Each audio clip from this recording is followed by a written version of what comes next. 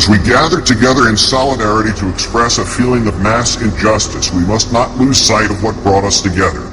We write so that all people who feel wronged by the corporate forces of the world can know that we are your allies. As one people, united, we acknowledge the reality that the future of the human race requires the cooperation of its members, that our system must protect our rights, and upon corruption of that system, it is up to the individuals to protect their own rights and those of their neighbors, that the democratic government derives its just power from the people, but corporations do not seek consent to extract wealth from the people and the earth, and that no true democracy is attainable when the process is determined by economic power. We come to you at a time when corporations, which place profit over people, self-interest over justice, and oppression over equality, run our governments. We have peaceably assembled here, as is our right, to let these facts be known. They have taken our houses through an illegal foreclosure process despite not having the original mortgage. They have taken bailouts from taxpayers with impunity and continue to give executives exorbitant bonuses. They have perpetuated inequality and discrimination in workplaces based on age, the color of one's skin, sex, gender identity, and sexual orientation. They have poisoned the food supply through negligence and undermined the farming system through monopolization. They have profited off the torture, confinement, and cruel treatment of countless animals and actively hide these practices. They have continuously sought to strip employees of the right to negotiate for better pay and safer working conditions. They have held students hostage with tens of thousands of dollars of debt on education, which is itself a human right. They have consistently outsourced labor and used that outsourcing as leverage to cut workers' health care and pay.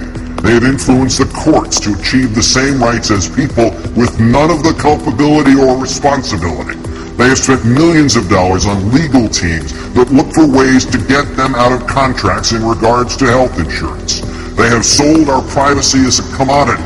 They have used the military and police force to prevent freedom of the press.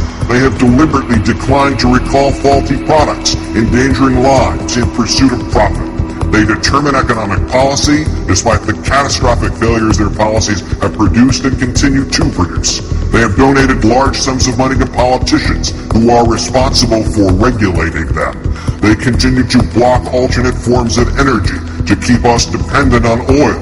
They continue to block generic forms of medicine that could save people's lives or provide relief in order to protect investments that have already turned a substantial profit. They have purposely covered up oil spills, accidents, faulty bookkeeping, and inactive ingredients in pursuit of profit. They purposefully kept people misinformed and fearful through their control of the media.